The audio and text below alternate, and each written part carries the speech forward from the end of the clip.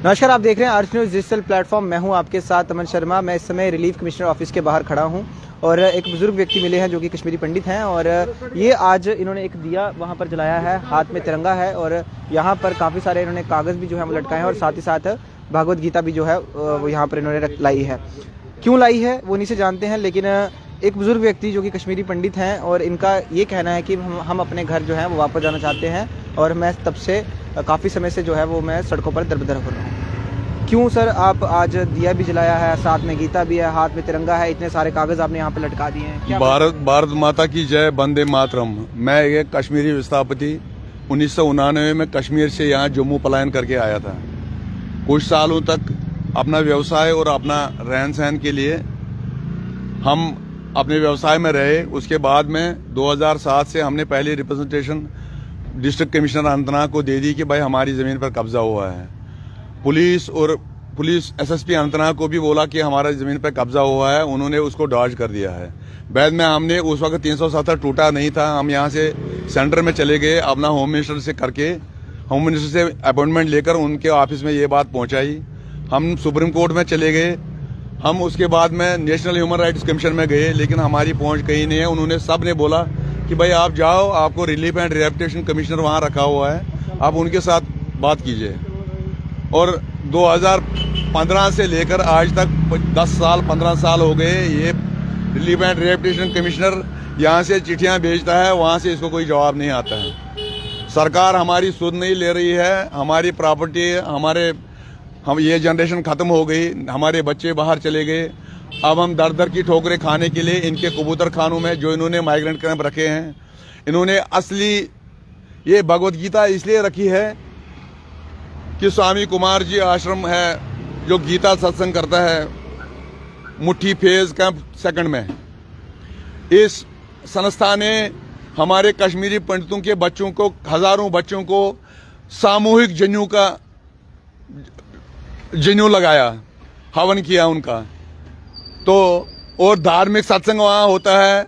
भगवत गीता आपको सीखनी है तो आप वहाँ जा सकते हैं। हमारे ध्यान में ये भी आया है कि ये गवर्नमेंट उनको वहाँ से हटाना चाहती है। सर, आपने दिया भी जलाया है, वो क्यों जलाया है? दिया इसलिए जलाया है कि ये सरकार सोई हुई है, इनको दिखाई नहीं दे रहा है जी, दिन को भी नहीं दिखा रही है, इनको हमारी मजबूरियां दिखाई नहीं दे रही हैं। कल एक बंदा उधर जगटी में वो खंबे पर चढ़ गया जी, उसका ऑपरेशन हुआ है। लोग सीरियस नहीं है, ये सीरियस नहीं है हमारे बारे में, कश्मीरी विस्थापितों के बारे में। ये लोग हमारी जनरेशन में ऐसे भी लोग हैं जिनको जो वो अब ओल्ड एज में हैं, उनको कबूतर खानों में डाल के किसी दिन वो उसी कबूतर खाने में मर जाएंगे।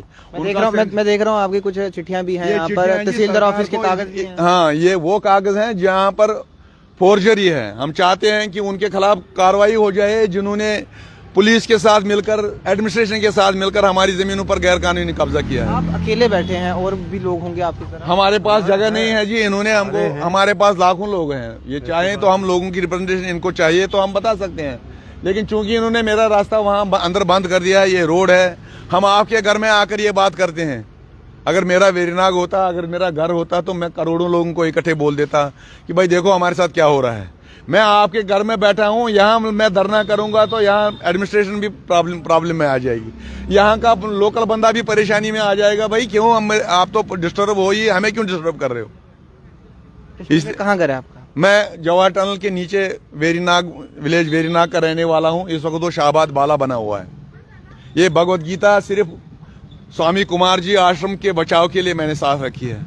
यहाँ से हमारे जो स्वामी जी हैं वो पूरे बच्चों को, हमारी कम्युनिटी के बच्चों को ये भगवत गीता सिखाते हैं। ये भगवत गीता, इसमें लिखा हुआ है कि जब जब ज्यादा अन्याय हो जाए, ज्यादा अधर्म हो जाए, तब तब आपको धर्म के लिए खड़ा होना चाहिए। मैं धर्म के लिए खड़ा हूँ जी। तो आप कब से इधर बैठे हुए हैं? मैं 6 दिसंबर से। और अपना घर बार छोड़ के जम्मू में कब से बैठे हैं? अपना घर बार मेरा यही है, मैं जम्मू ही रहता हूँ।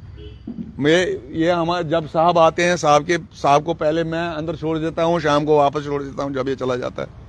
और यहाँ मैं यही सोचता हूँ कि लोग हैं, लोगों को प्रॉब्लम ना हो जाए। ये सरकार मुझे इजाजत दे दी, इन्होंने मुझे इजाजत भी नहीं दिया। रिलीफ कमिश्नर का दफ्तर अंदर है, इन्होंने मुझे गेट पर रखा है। मैं यहाँ कुछ नहीं कर सकता हूँ। मैं यहाँ कहीं अपनी जगह बनाऊँ, अपने लोगों को जमा कर लूँ, किस जगह पर कर लूँ, जमा कहाँ पर कर लूँ, मैं लोकल एडमिनिस्ट्रेशन को डिस्टर्ब नहीं करना चाहता हूँ। हम क्या मांग करते हैं आप? हम वापस हमें भेज दीजिए, हमारा रिसेटलमेंट कर दीजिए, उसके नीचे कुछ भी नहीं।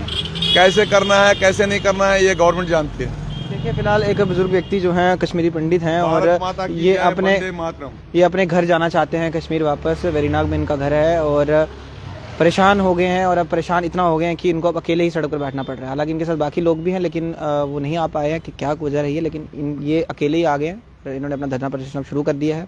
उम्मीद है कि इनके लिए भी कुछ सोचा जाएगा। और जो कश्मीरी पंडित जम्मू आ गए थे, माइग्रेंट्स हो गए थे, तो जो उनके घर बार थे वो वहीं पर रह गए थे और अब ये लोग वापस अपने घर जाना चाहते हैं। तो अब एडमिनिस्ट्रेशन को भी जो है वो उस पर एक कड़ा कदम लेना होगा और इन लोगों को अपने घर जो है वो वापस भेजना होगा।